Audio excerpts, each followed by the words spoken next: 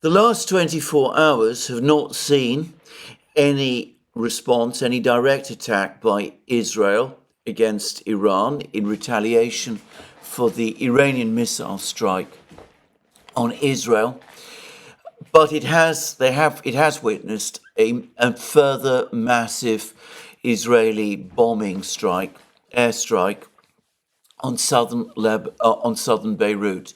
From what I can tell, the attack is in the same general area as the southern suburb of Beirut, where last week Israel managed to assassinate the Hezbollah chief, Hassan Nasrallah. And it has been widely reported that Israel's target on this occasion was none other than Nasrallah's successor, Hashem Safieddin. Now, as of the time of making this program, I don't know whether the Israelis managed to kill Hashem Safieddin. There doesn't seem to be much in the way of chatter about that. Not much reporting, no comment so far from Israel itself. But about the devastating effect of these strikes, the enormous explosions, the massive damage done to buildings, the deaths amongst people who get caught up in these attacks, many of whom have no connection to Hezbollah whatsoever, about the facts that in many cases when buildings collapse, they fall on the people who inhabit them are caught in the rubble. Of all of that, that undoubtedly has also happened. And I have to say, it causes me genuine dismay that it simply doesn't get reported or discussed or commented upon. I have to say this straight away, that I do wonder whether the Israeli authorities take into account the civilian losses that are caused by these assassination strikes and whether they care. But anyway, I'm not going to devote more time to that. I'm sure many people will answer that question in their own way. Alongside this massive set of strikes that the Israelis have conducted on southern Beirut, there are more reports of fighting in southern Lebanon. And again, of course, there's been very little clear information about what is going on. But Hezbollah, at least, say that all Israeli attacks up to now have been repelled, that the Israelis have failed to make any significant breakthroughs in the area of the border. Though, again, given that the Israelis have never explained exactly what it is that they're doing or trying to do through these attacks, maybe it's a mistake to jump to any very definite conclusions. But anyway, there it is. There is fighting in southern Lebanon, intense fighting in some places. Israeli soldiers have been killed, others have been wounded. There have been reports of ambushes, but very little in the way of information that can clearly corroborate what happens. And in the meantime, we're still getting information trickling through about the full impact of the Iranian missile strike on Israel that took place some days ago. And once more, it's true to say that we've had very little in the way of definite information. The official position taken by the Israeli and American governments is that the Iranian missile strike was ineffective. But there's been more pictures that have appeared of the major airfields, air bases that were attacked by Iran, particularly the Navatin air base in the Negev desert. And that does appear to show a significant number of missile impacts. And there's also a large amount now of witness testimony, which also seems to point to successful missile impacts by Iranian missiles. Though I ought to say, as somebody who's had much experience of dealing with witnesses. Eyewitness accounts can often be extremely unreliable, and perhaps it would be unwise to put an excessive amount of weight on them. But anyway, for what it's worth, the witnesses tell us that the missiles, or large numbers of them, got through. And we do have a significant amount of evidence that some missiles, probably a large proportion of the missiles, did get through. The fact that the Israeli authorities and the American authorities are not providing us with much exact information about the number of missiles they claim to have shot down, the number of missile impacts that took place, the places where the missiles struck, that kind of thing.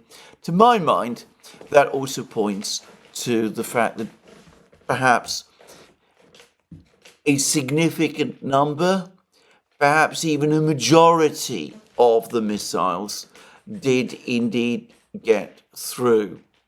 Now, there is still no evidence, however, that large numbers of F-35s were destroyed at the Navatim Air Base. Those have been the reports, but I've seen no evidence of that. Simplikis, the thinker, says in his latest piece, by the way, he's done a most interesting analysis of this missile strike by Iran. But anyway, he claims to see evidence that in one aircraft hangar, there is some indications that some sort of aircraft was caught inside the hangar and was damaged there. I'm going to say straight away, with my vision, it is impossible for me to say one way or the other. I've read one report from one Israeli official, of course talking anonymously, that Iran would not have been able to destroy large numbers of F-35s because they're housed in underground shelters and that they're not exposed to an attack of the kind that Iran undertook. But that, of course, would imply that Israel anticipated that Iranian missiles would get through to its air bases and would have made preparations in advance of that. Maybe Israel did. But I have to say, my own impression is that the Israelis have been very confident for quite a long time that they would be able to parry any missile strikes by Iran. And I've not heard information that the Israelis were hardening their bases in that kind of way.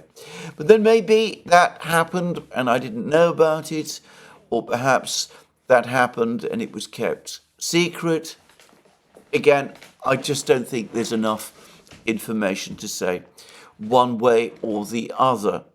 Overall, I'm going to make my own guess, and it's only a guess, that not only did a substantial number of missiles get through, but probably when one puts all the bits and bobs of information together, the eyewitness reports, the information from the photos of the Nevatim base, the pictures of the damage done to the Mossad building, all of that, if we put all that information together, then I'm going to make a guess that the majority of the missiles did get through, that they were not shot down successfully by the Israeli and American air defense systems. And, well, that's a guess.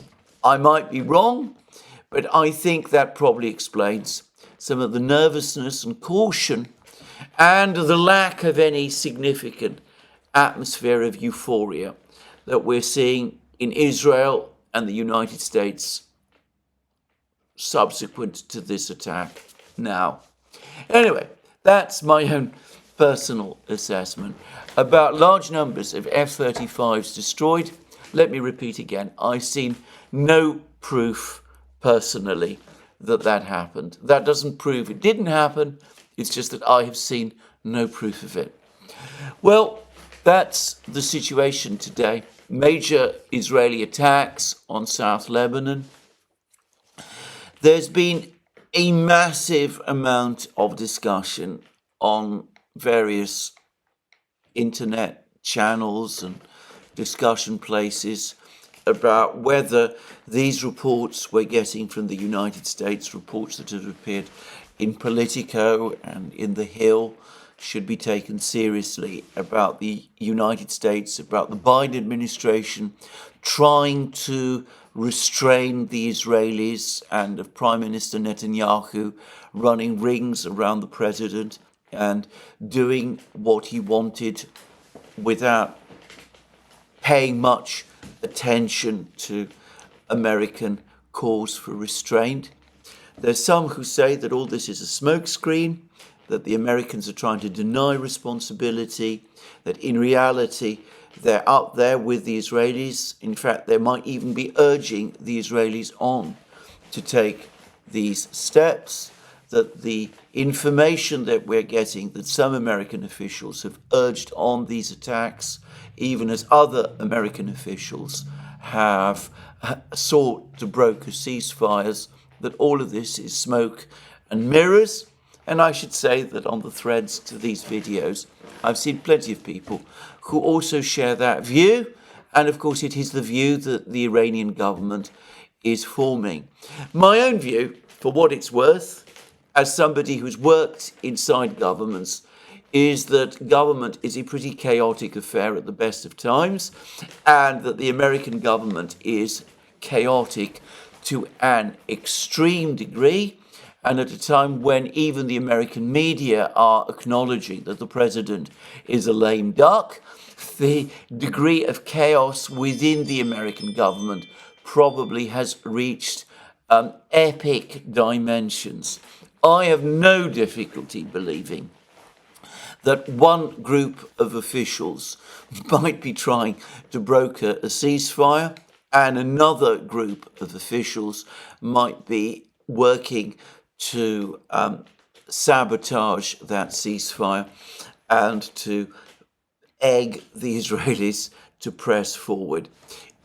It's exactly the sort of thing that I've seen happen in governments many times. Well, not exactly the same thing, because I've never been involved in a war, but I myself have seen situations where within governments the official policy is systematically undermined within government by people who don't agree with it.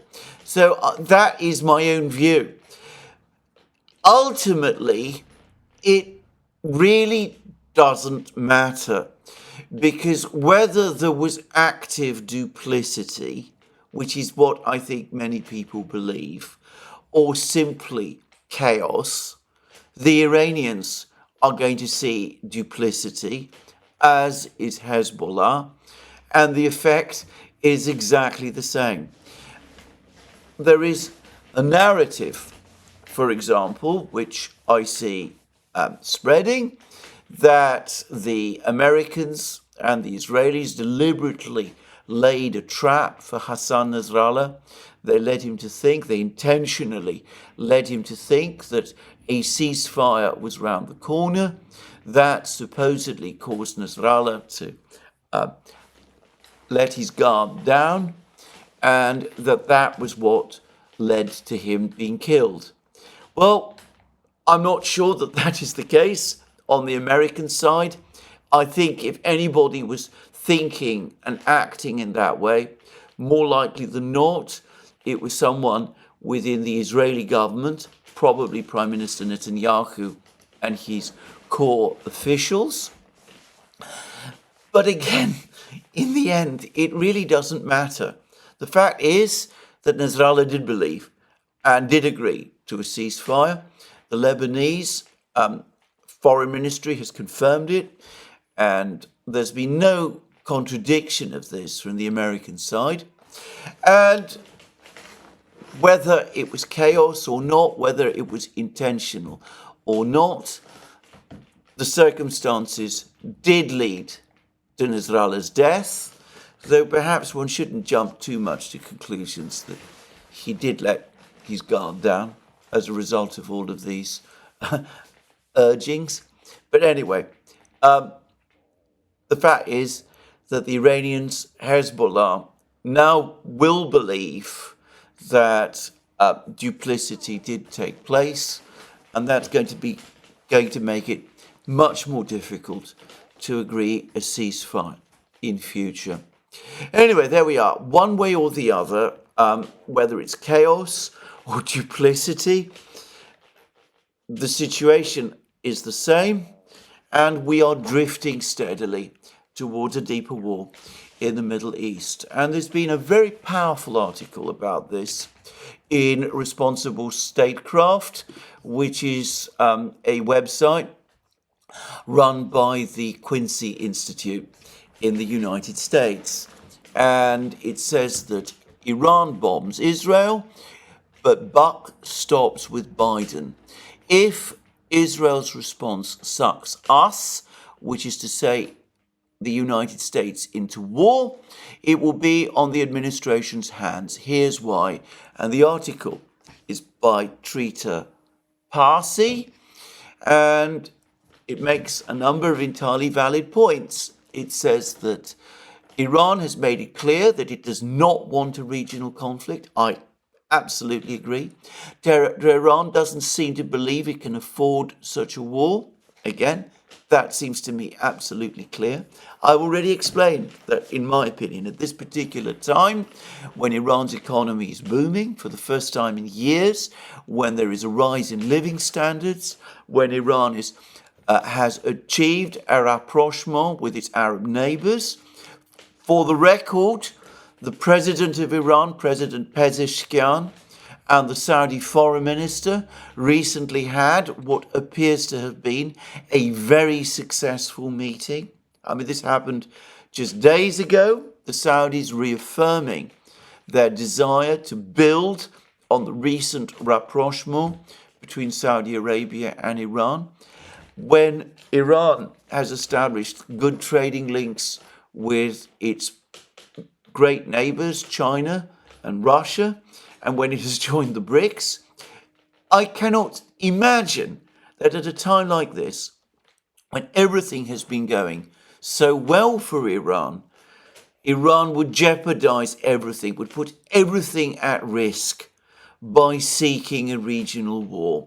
And in fact, all its actions ever since the Hamas attack on Israel on the 7th of October last year points in the same direction, to Iran having been caught by surprise by that attack and doing everything it possibly could to avoid becoming drawn into a regional war that it doesn't need and doesn't want at this particular time.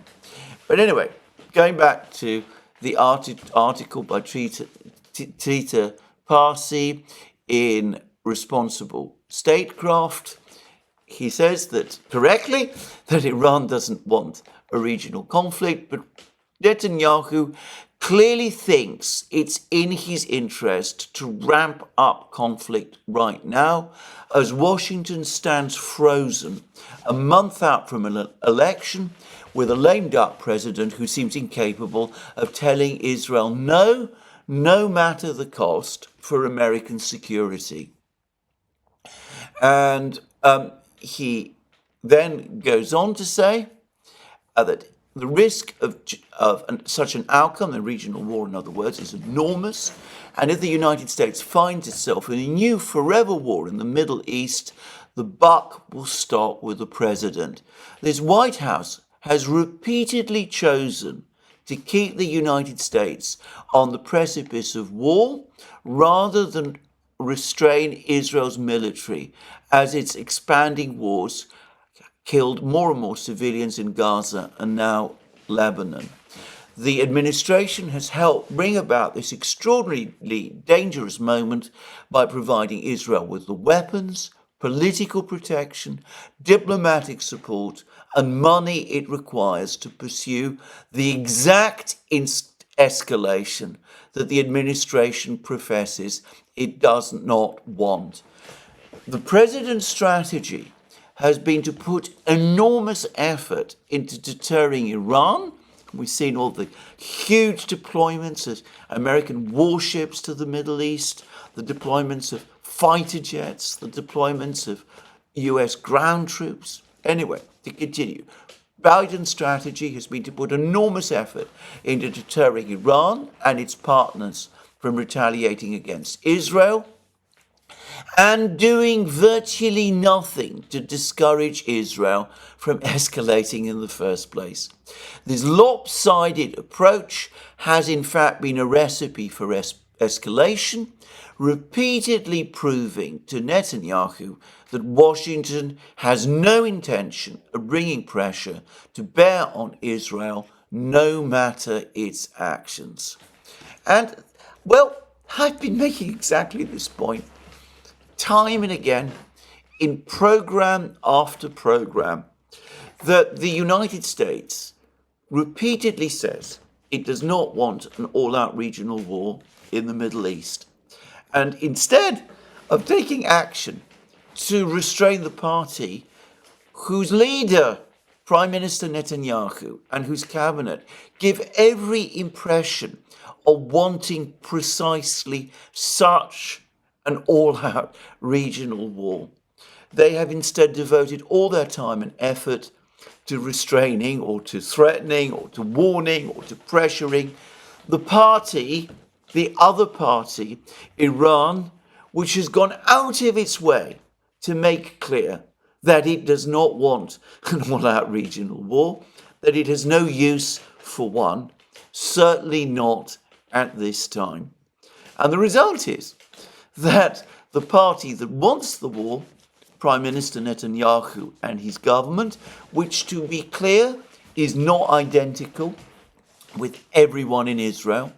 But anyway, the party that wants the war has had a green light to escalate and has been doing so relentlessly over the course of the last year, whilst the party that is seeking to avoid war is being pushed into a corner. And I see no sign of this strange policy ending. There was a whole succession of statements from American officials, including the president himself, strongly supporting Israel's latest moves. There have been ferocious statements criticizing Iran for its missile strike on Israel. No discussion from US and European officials. There's been a particularly strong statement, by the way, from the British Prime Minister Keir Starmer on this point. Anyway, no attempt to understand the context of this Iranian missile strike. I noticed, for example, that Prime Minister Starmer really didn't talk much about Gaza or Lebanon or the wider situation in the Middle East in his comments. Anyway, no real attempt to place this latest event in its proper context. Prime Minister Starmer, for example, talked about Iran targeting civilian targets in Israel. Well, again, there's uncertainty about what the Iranian missile strike did achieve, but by universal acknowledgement, civilians, only one civilian was killed, and that was more from falling debris, and the targets do not seem to have been civilian targets, just saying. But anyway, all of this without any acknowledgement at all of the devastation of civilian neighborhoods in Gaza and Beirut, which, well, I mentioned earlier in this program. So it has been exactly as Trita Parsi says, incredibly lopsided and calculated to make the situation worse. And the latest word we have is that the Western powers, the G7, are now going to impose further sanctions over on top the enormous number of sanctions which they have already imposed upon Iran as some sort of punishment for the missile strikes on Israel. I'm finding it very difficult to understand the logic of Western sanctions policy anymore. What further sanctions can be imposed on Iran over and above the sanctions which have already been imposed? And what real belief is there in the West that these sanctions are going to make the slightest difference? All the more so given that Iran is now a member of the BRICS. But anyway, that's what they're going to do. And of course, the parties in the Middle East are going to construe these actions in the only way they can, further evidence on Israel's part, or at least on the Israeli government's part, that they can escalate continuously and the West will have their back, and further evidence, or it'll be seen as further evidence on Iran's part, that the West is seeking to push Iran into a corner. Anyway, the supreme leader of Iran, Grand Ayatollah Khamenei, took the unusual step today of attending Friday prayers, leading Friday prayers at the Imam Khomeini Mosque in Tehran. There was some reports, some rumors, some discussion apparently in Israeli social media, discussion which did not apparently involve any Israeli officials, of Israel taking steps to actually assassinate Khamenei, presumably while he was attending Friday prayers. Well, if that was considered seriously by anybody, thank heavens it never happened, because I think it would have been a disastrous thing had it done so. Anyway, Khamenei made all the usual comments which people have been focusing upon in order to try to identify Iran as the decisive problem in this conflict. He made all the statements that, in a kind of a way, I think he's obliged to make. He spoke up, he defended the Iranian missile strike on Israel. Well, how could he do otherwise when it was he himself who almost certainly ordered it? More controversially, he said supportive words about the Hamas attack on Israel on the 7th of October.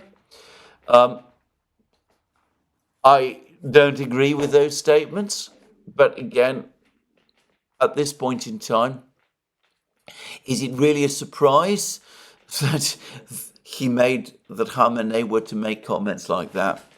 But the most important thing was what he didn't say. There were lots of rumors and speculation in advance of Khamenei's attendance at Friday prayers, that he would announce a change in Iran's nuclear policies, that he would in effect give an indication that Iran would now move forward with its development of a nuclear weapons capability, which many people believe it is within close reach of achieving.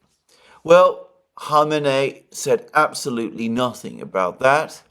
Most probably he wouldn't say anything about that, even if such a decision had been made. Why would he want to telegraph a decision like that to the Americans and the Israelis, who would presumably take dramatic action in response? But anyway, for what it's worth, he didn't say anything about that, despite some expectations that he would. But the very fact that people are now again discussing the possibility of Iran acquiring nuclear weapons, surely takes us back to the point that I've made previously, which is that the Iranians, after all that has been happening over the last year, and especially since April, when this whole sequence of escalation began with the attack on the embassy building, the Iranian embassy building in Damascus, that the Iranians have every reason to think that the Israelis and the Americans are trying to push them into a corner and are trying to weaken Iran and humiliate Iran in a way that seems ultimately intended to provoke a crisis within Iran, a crisis that might undermine the stability of the country and of its leadership. And if that is so, then one starts to understand why, in response to that kind of pressure, some people within Iran might be saying to themselves, well, why not, in that case, do what the North Koreans have done and get ourselves nuclear weapons after all? All other attempts to achieve deterrence up to this point have been unsuccessful. Maybe if we do that, that will finally provide us with the level of deterrence we need and will bring the attacks on us and on our allies finally to a stop.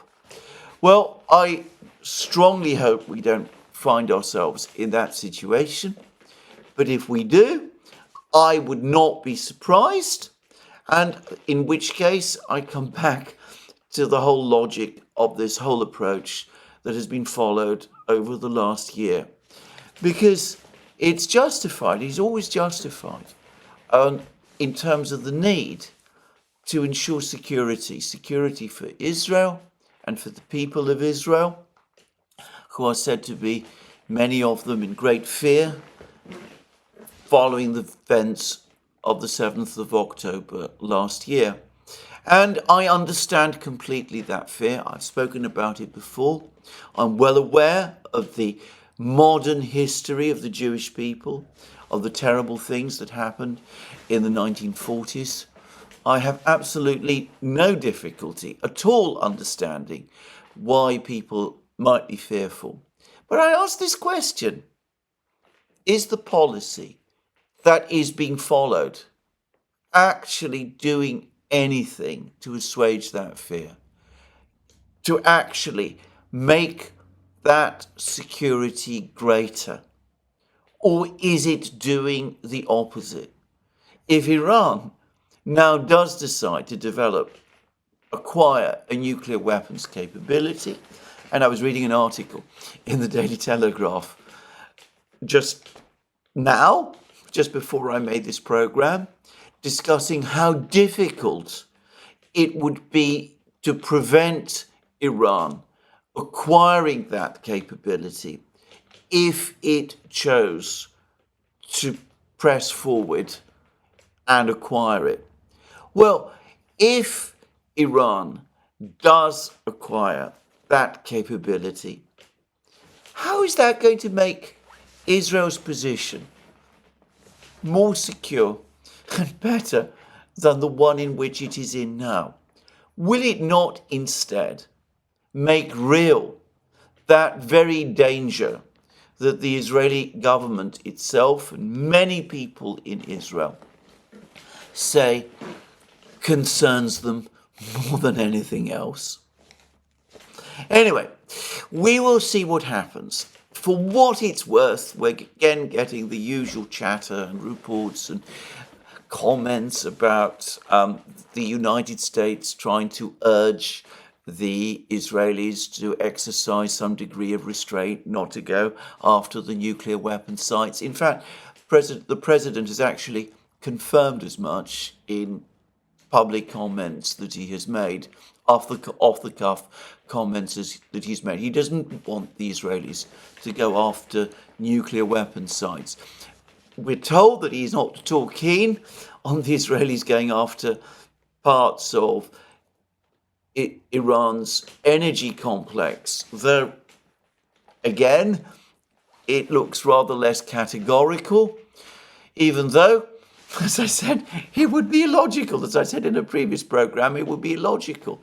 The United States supposedly objects to the Ukrainians attacking Russian energy facilities, oil and gas facilities, export facilities, even though, as I've discussed in many places, doing so, what the Ukrainians do is merely a pinprick and does not have any significant effect on energy prices.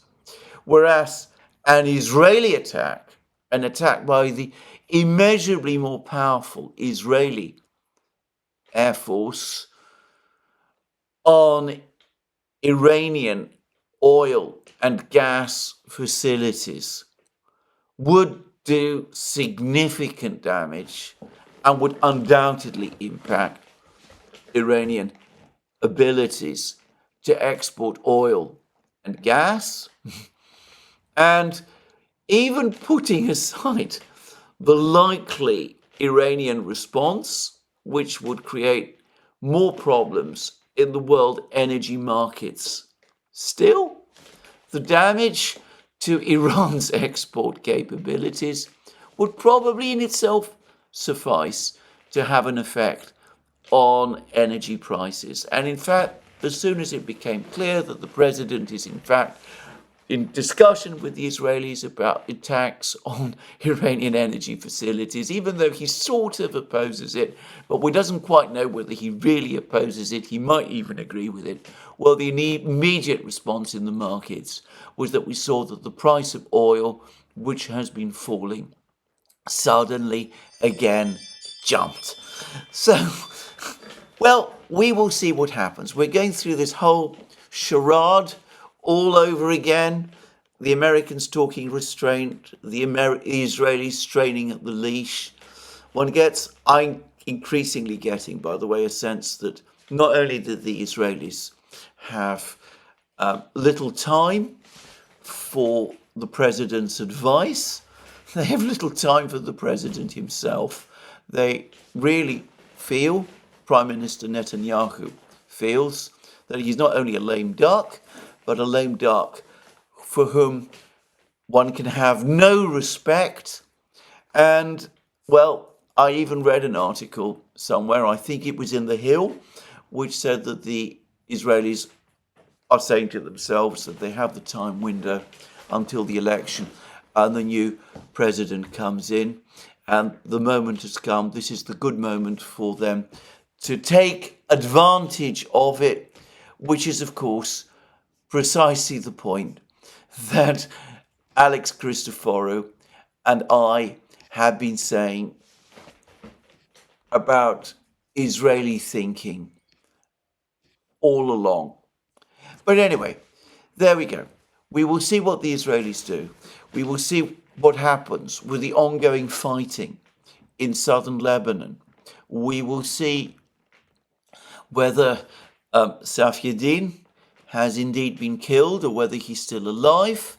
On that issue, however, I'm going to say that the fact that there is fighting going on in southern Lebanon and that Hezbollah does appear to be fighting and fighting fiercely, and the fact that Hezbollah is continuing to launch rockets and missiles into northern Lebanon, I think that has effectively now settled the question of whether Hezbollah has been able to withstand the succession of blows it suffered, starting with the pager attacks and leading up to the assassination of its chief, Hassan Nasrallah.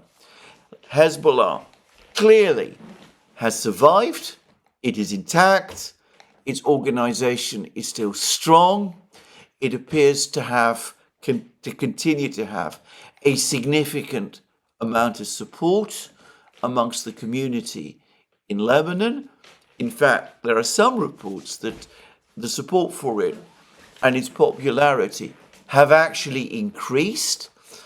And it looks as if any expectation or hope that there might have been in Washington and Jerusalem that these repeated blows would precipitate its collapse, it looks as if all of those hopes and expectations were just wishful thinking, that Hezbollah, as I said, has been able to withstand the blows.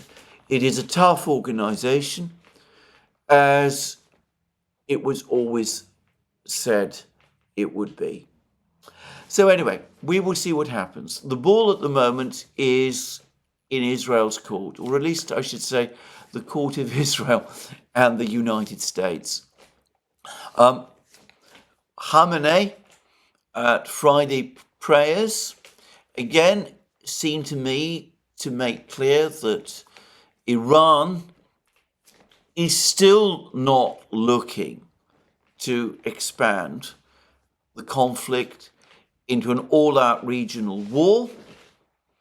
But I think he also made it fairly clear, this is my reading of his words, that if matters go further, if Iran is pushed, then it has reached that point where it can retreat no further, and that if the Israelis and the Americans want an all-out regional war, then they have one, that Iran will fight and will fight back.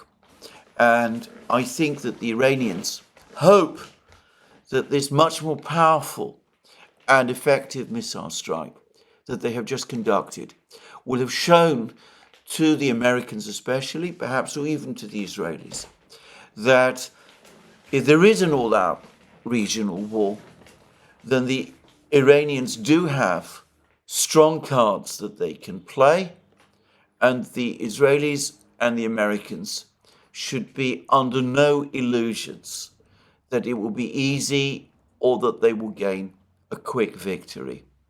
On the contrary, as Trita Parsi said, they risk getting drawn into another forever war, a war of attrition, which America doesn't want. I'm convinced the American people absolutely do not want to be drawn into another forever war in the Middle East, and which Israel, relatively small country that it is, simply cannot afford. Anyway, there we are. That's my assessment, my summary of the situation on Friday the 4th of October, on the morning of Friday 4th October. We're in a dynamic and fluid situation. Things can change from 1 hour to the next.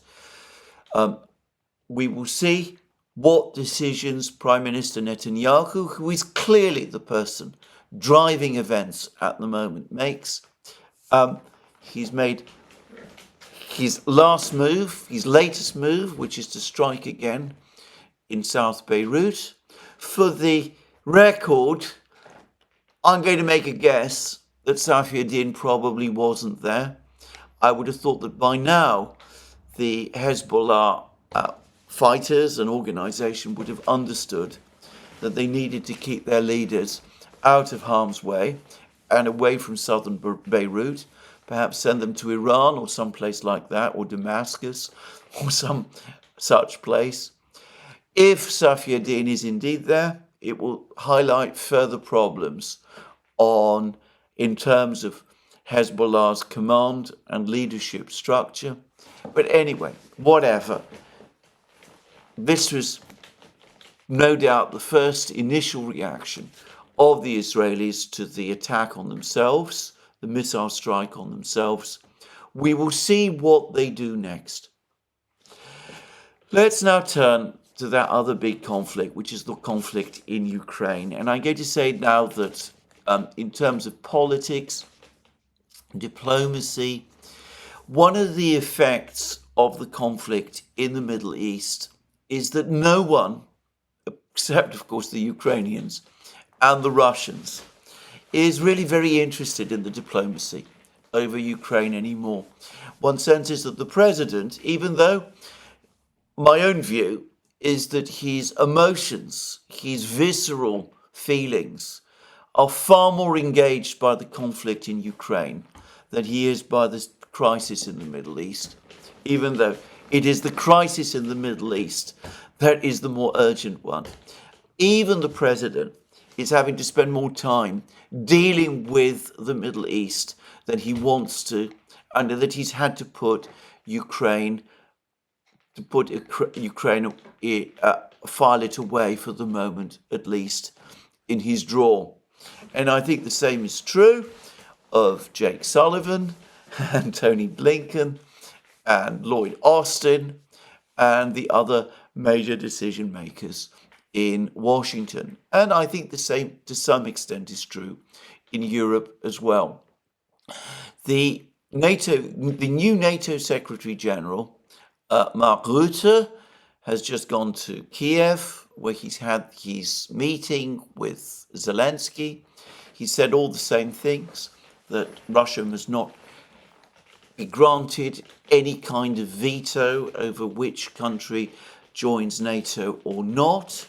I find that an astonishing and disastrous principle. I don't see that it has any moral or legal basis at all. I would have thought that absolutely, when we're talking about military alliances, the country that those military alliances are directed against, or have reason to believe that they are directed against, absolutely should have a say on what members, extra members, those alliances include. I would add that if we look at this from the other side, there's never been the slightest doubt about this. I can remember, for example, during the Cold War, that the idea of Cuba joining the Warsaw Treaty Organization, I remember it was even floated at one time, I believe it was in the 60s, that the United States made it absolutely clear that that would be completely unacceptable. So this is a principle that Mark Rutte and previously Jens Stoltenberg have now invented. They're not the only ones to have invented it. Others have done so as well. Anyway, this is a principle that has been invented, which is absurd on its face and utterly destructive, disastrous in its effect. Just saying that countries can just join NATO as they choose, and that a superpower like Russia has no right to opinion about it, that is completely absurd. Anyway, that's what Rutte, of course, is saying, even as he says that, he, of course, says absolutely nothing about when he expects Ukraine to join NATO, and he's clearly not going to press forward and speak about immediate NATO membership for Ukraine, which is, of course, opposed by Germany and the United States and various other key countries within NATO. So Ukraine is being sacrificed over a principle which is absurd on its face and which is not being put into effect in practice. I'm not going to say more. It's all too painful in some ways to talk about, but there it is.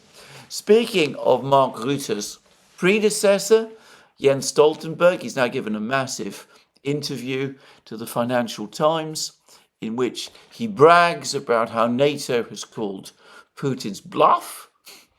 And I again find that one of the most astonishing statements I can imagine. Called Putin's bluff in what sense? Putin acted, as Stoltenberg himself admitted, because of moves to bring Ukraine into NATO. We have a whole war taking place in Ukraine, a war in which Ukraine is being destroyed. Not only has NATO not called Putin's bluff, to the extent that there has been a bluff by anybody and that it has been called, it is ours, NATO's.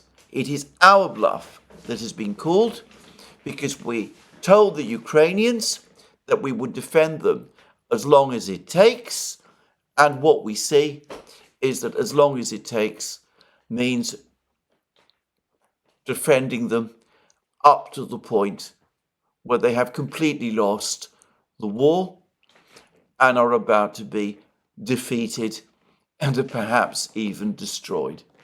But anyway, I'm not going to spend any more time analysing the absurdities and inconsistencies and dreadful logic of NATO leaders, even though they fill me with despair and despondency and despair. Let's now talk about the military situation.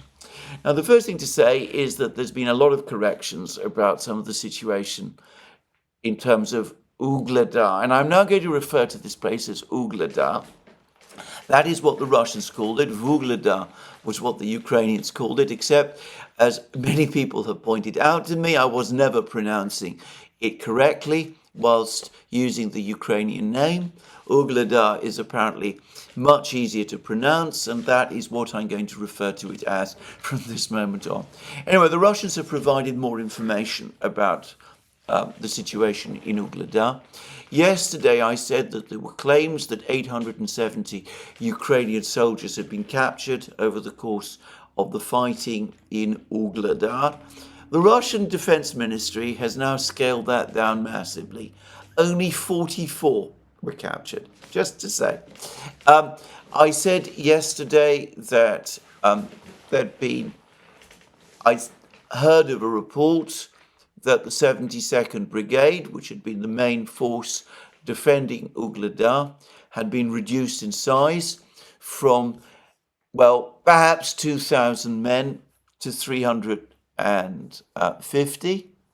Actually, I now realise that the report was wrong. In fact, this referred to a particular battalion of the 72nd Brigade, one battalion that numbered 350 men originally, and which tried to escape to the village of Bogoyavlenka. And it seems that of the 350 men in this battalion, only 30 got through. So fewer than 1 in 10.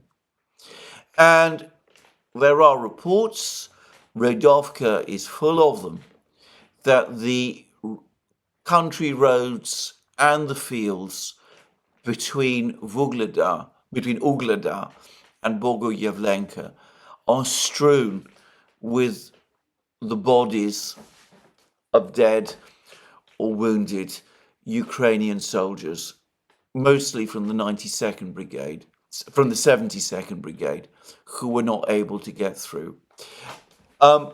Obviously, I can't corroborate that. I'm not there, thankfully.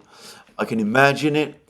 I have to say the idea of being heavily wounded and lying in the fields in a Ukrainian autumn with drones and aircraft, Russian drones and aircraft flying overhead, and Russian troops roaming around. I cannot imagine anything more harrowing and terrifying. I hope that numbers of soldiers who are caught out in this way will surrender, and that their surrender will be accepted. One can never be sure what will happen, especially in the dark autumn nights. Some people are going to die of exposure as well. Anyway, the whole thing is ghastly, and I think that the fact needs to be mentioned, though of course it never is. But anyway, Redovka says that the 72nd Brigade has been effectively destroyed. And, well, all of the reports say as much. The Russian Defense Ministry, incidentally, has provided some further information about the actual fighting in Ugledar itself. It appears that some of the key formations that stormed Ugledar were Russian Marines, and Russian Marines indeed have been fighting in this area for a long time.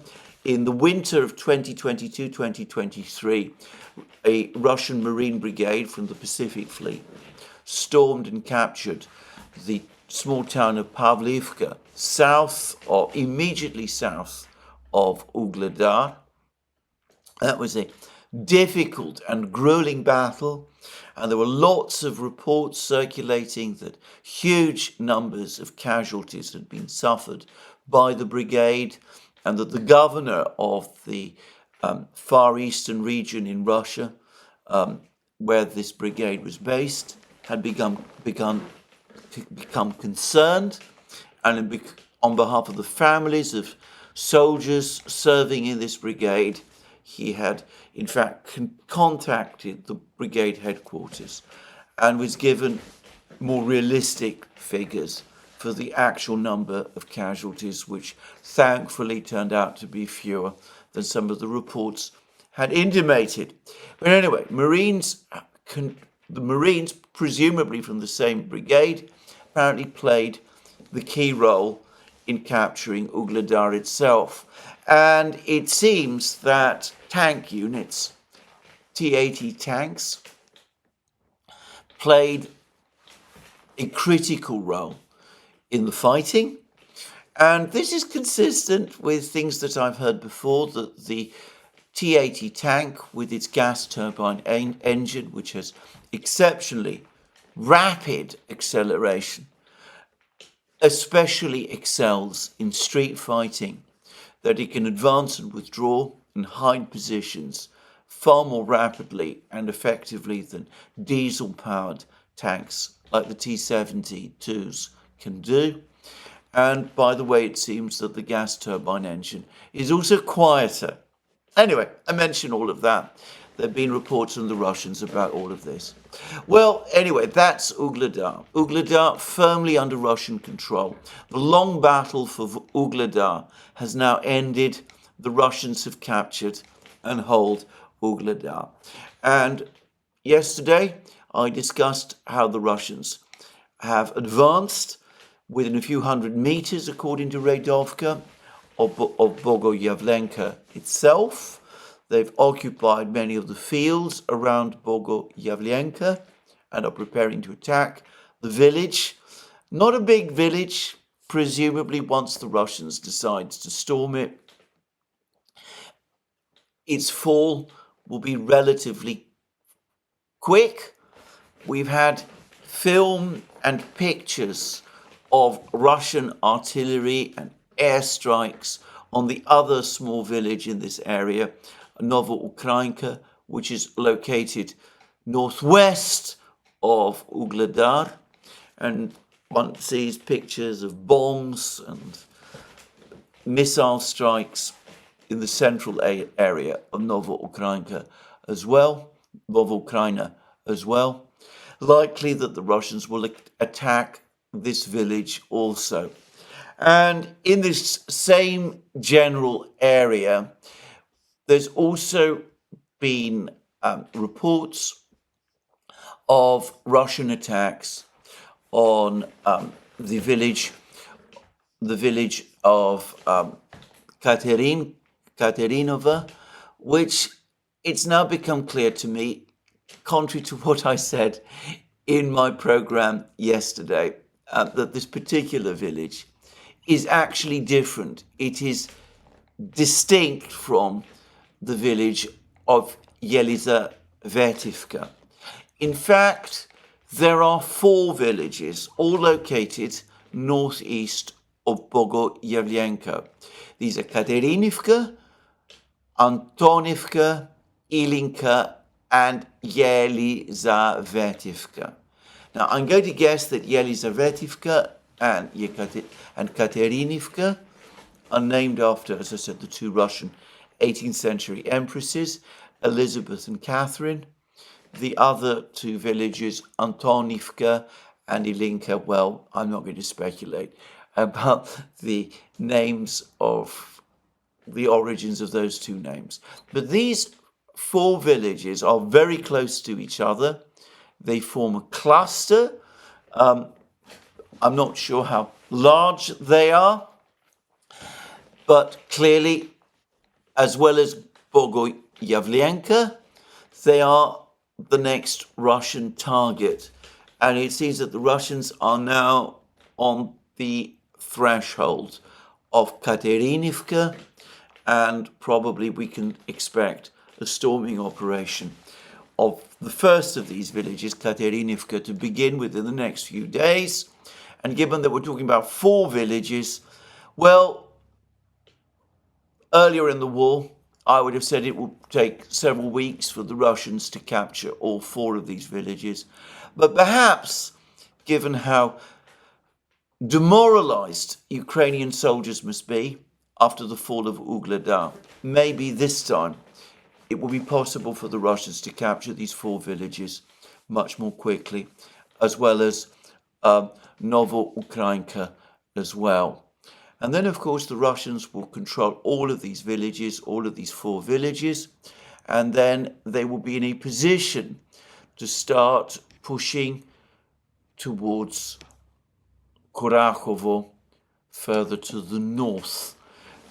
And the battle of Kurakhovo is now becoming very interesting. Now, for the last couple of programs, I have been saying that the Russian Ministry of Defense some days ago spoke about the fact that Russian troops had captured the village of Ostrivske, which is located northeast of Kurakhovo, on the Kurakhovo Reservoir itself. And I remember seeing a report on a Telegram channel last week, which also spoke about the Russians having advanced rapidly along the railway line from the Selidovo prison and having stormed Ostrivske, having captured this place within 3 days. All of these places, the prison, Ostrivske itself, had all been captured within just 3 days of each other. So that was last week, and something I've been talking about over the last couple of days. Well, yesterday, the various Telegram channels and the military summary channel finally caught up with this information.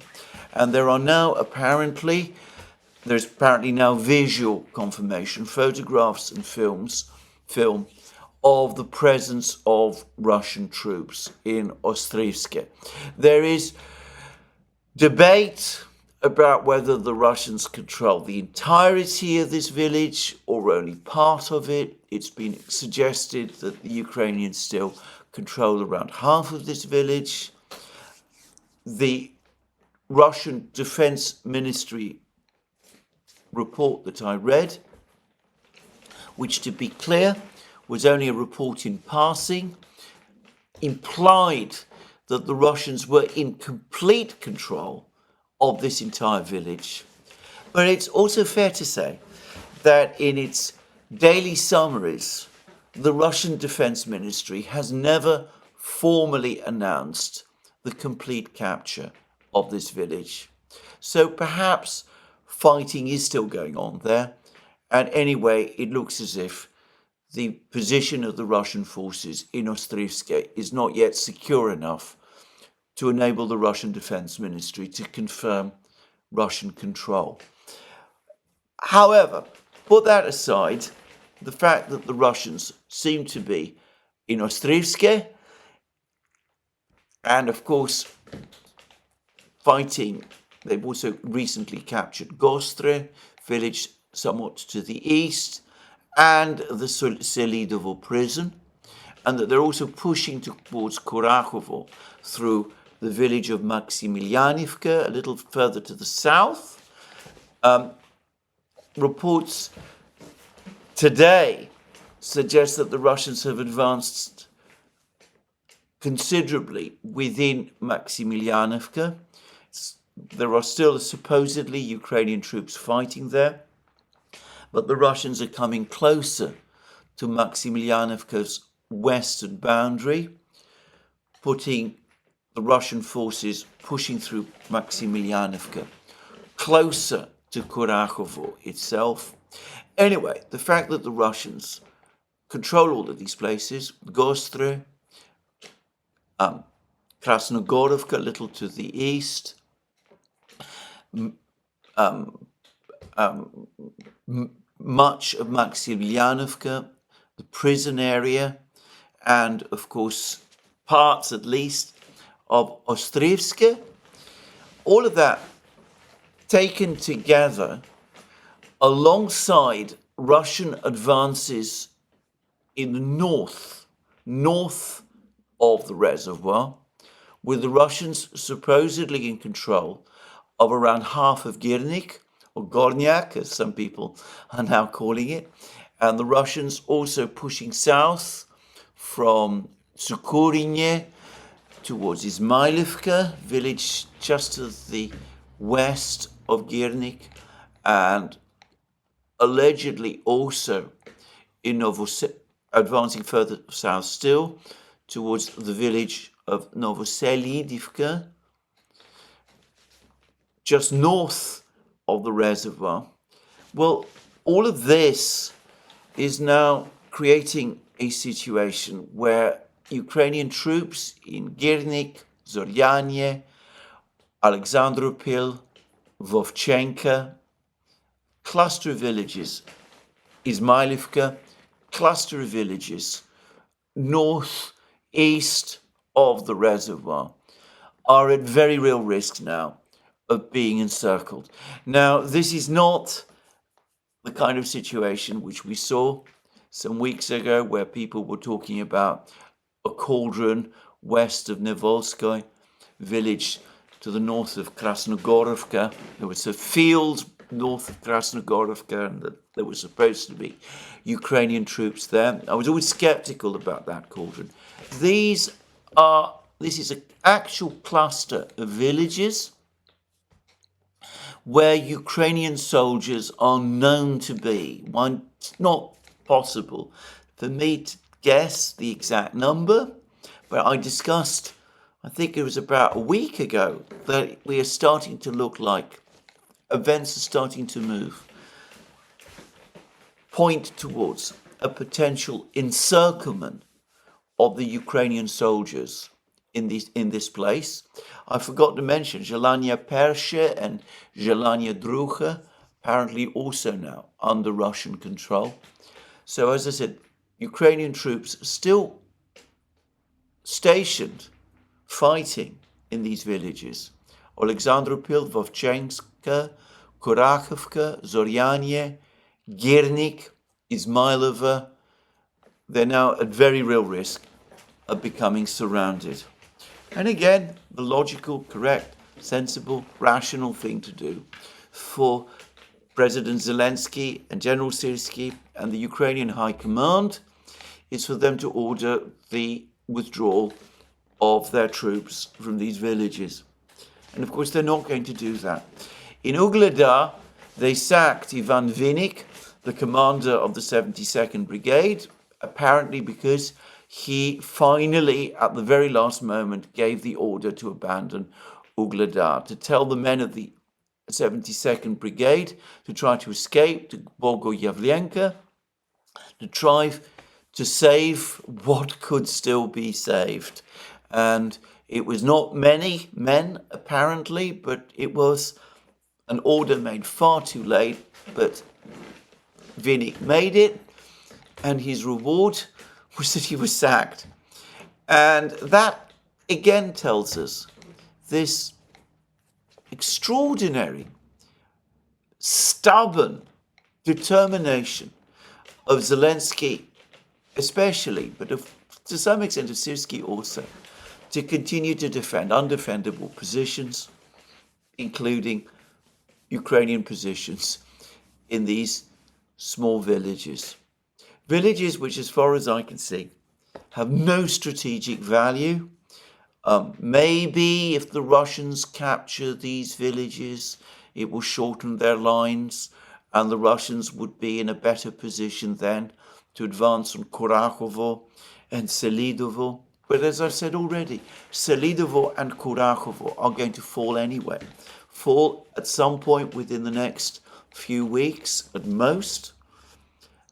Sacrificing men, brave men, in these villages to buy a few more weeks of time seems to make no sense to me. And I would have thought that live men who can fight and be positioned in more defendable places are more useful to Ukraine at this point in the war than dead or wounded or captured men lost in these small villages. But there we are. That's what is happening in that area as well. And, well, I haven't discussed the situation further north in Selidovo, but suffice to say that the Ukrainians themselves now acknowledge that the Russians control at least half of Sukhoriye. There are reports this morning that the Russians have advanced into the area of western Sukhoriye, which is still under Ukrainian control. My own guess is that Sukhoriye has either already entirely fallen under Russian control or is likely to do so within the next few hours, with all the implications that has for what happens in these villages, which I've been talking about, which would now, as I said, be further surrounded, and for what happens in the battle for Selidovo further north. And, well, further north still, in this same general area, the area where this great battle is taking place, the battle from Ugledar in the south to Pokrovsk in the north, with taking Kurakhovo and Selidovo and Novogrodivka in the more central locations. Well, we now have apparently also film confirmation of Russian troops in Lysivka.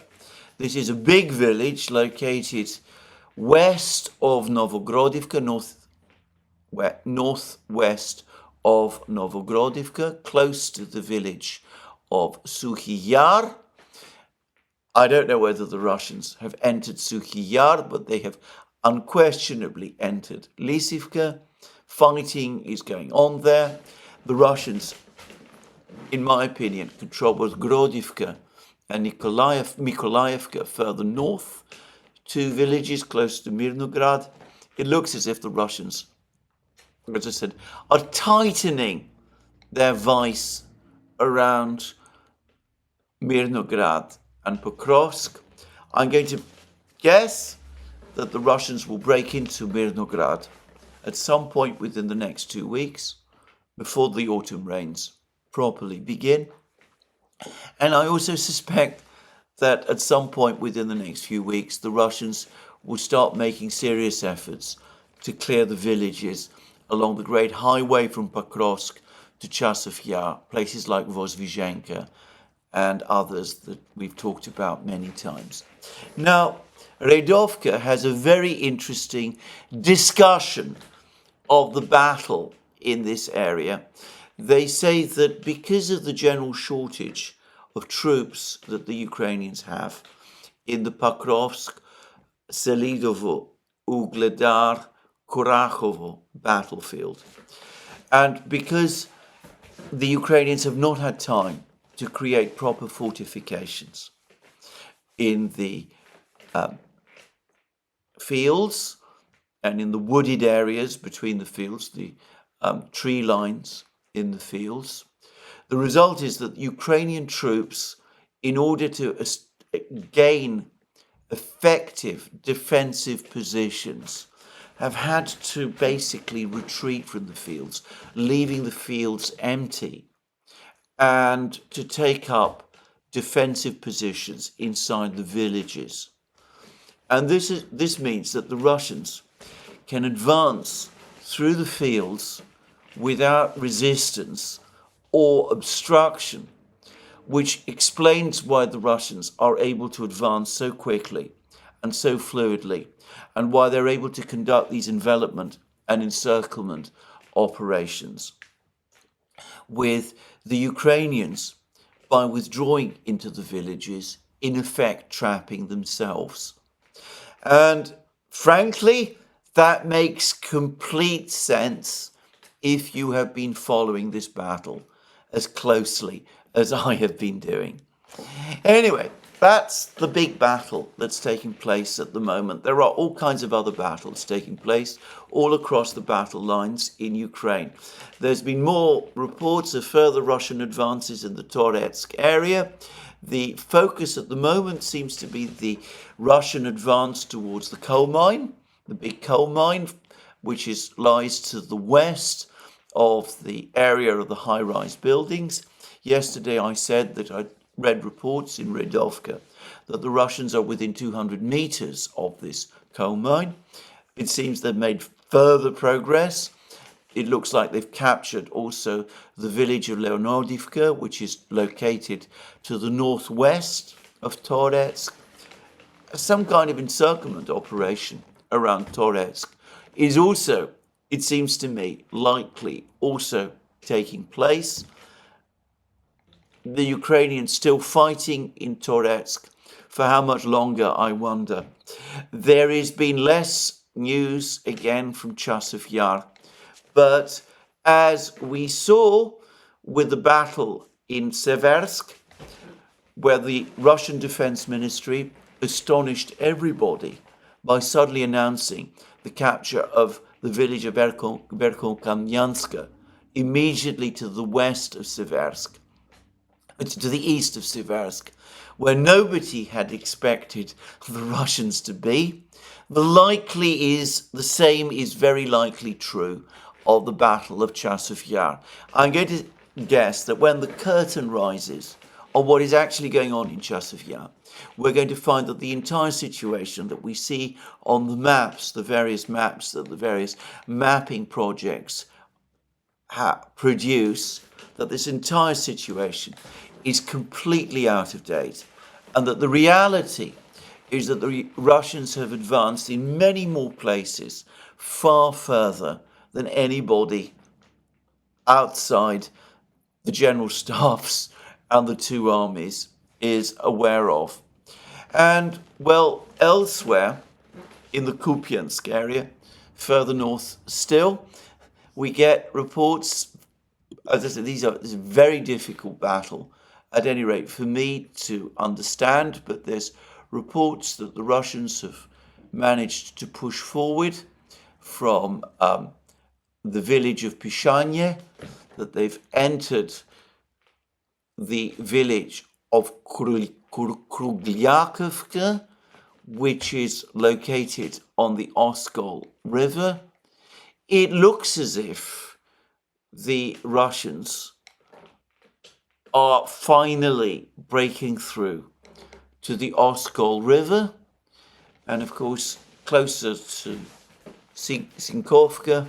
As we know, they've also entered the village of Petropavlivka. But, these are complex battles which are not particularly well reported, but which are fought over very bitterly, and which, to be frank, I simply don't entirely understand. They seem to be intended eventually to clear the territory, to allow advance on Liman. I'm guessing that there will be a major Russian offensive here once Seversk is captured. The Russians probably will undoubtedly want to recapture Kupiansk itself, and probably and undoubtedly Izium and all of these other places. And anyway, one way or the other, all of this is happening, no doubt, setting the scene for the forthcoming battle, probably in the beginning of next year, the battle for Slavyansk, the last major battle before leading to the end of the greater battle for Donbass. Anyway, there we are. That's the situation on what you might call the classic battlefronts. Now, there's been less news about what's going on in the Kursk area. The group of forces north spoke about how they've advanced in the Kursk area a further 4 kilometers, which seems an astonishing distance, but I'm not clear where that is, actually.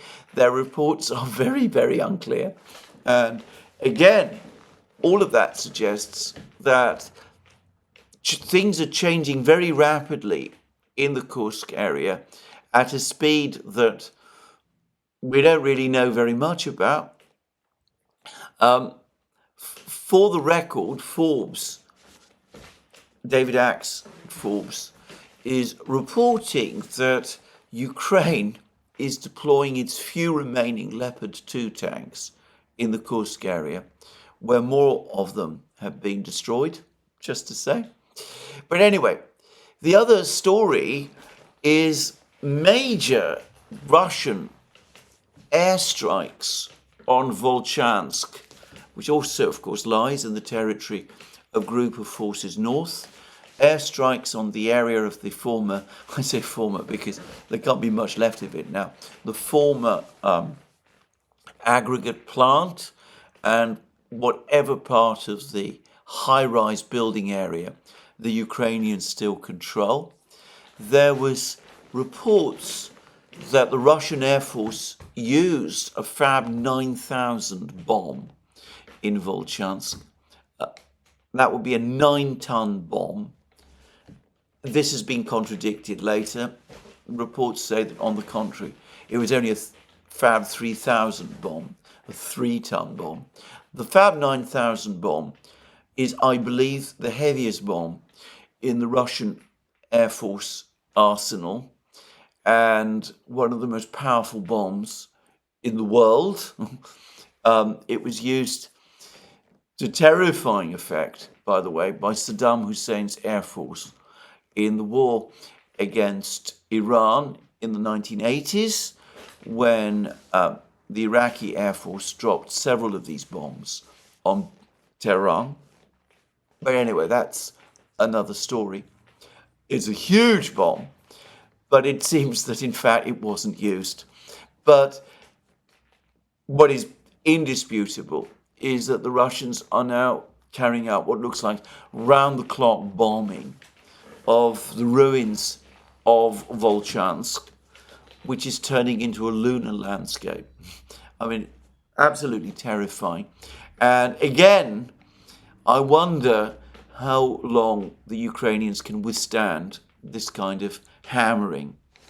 But anyway, put all that aside, we can see, again, the direction the war is taking. The big battle, the battle for Pokrovsk, Selidovo, Kurakhovo, Ugleda, of course, now captured. All of these places are going to fall. The Ukrainians outnumbered and outgunned in this area. The best part of their army apparently marooned and likely trapped before long in Kursk. And no real plan from the West about what to do. If there's an all-out regional war in the Middle East, the West is going to have even less equipment and ammunition to spare for Ukraine. But President Zelensky determined to continue the war. There is no sign that anyone else in Ukraine is prepared to change the direction or to push back against that. The war in Ukraine will go on, grind on until the new year, by which time I suspect that there'll be even less of the Ukrainian army left than what we see now. And at some point in 2025, probably the first months of 2025, the breaking point will come. And then things will start to move very rapidly. that's my view about where this war is going. We'll have to wait and see what happens next. Well, this is where I finish my program today. More from me soon. Let me remind you again that you can find all our programs on our various platforms, Locals, Rumble and X. You can support our work via Patreon and Subscribestar, and by going to our shop, links under this video. And last but not least, please remember to tick the like button and to check your subscription to this channel. That's me for today. More from me soon. Have a very good day.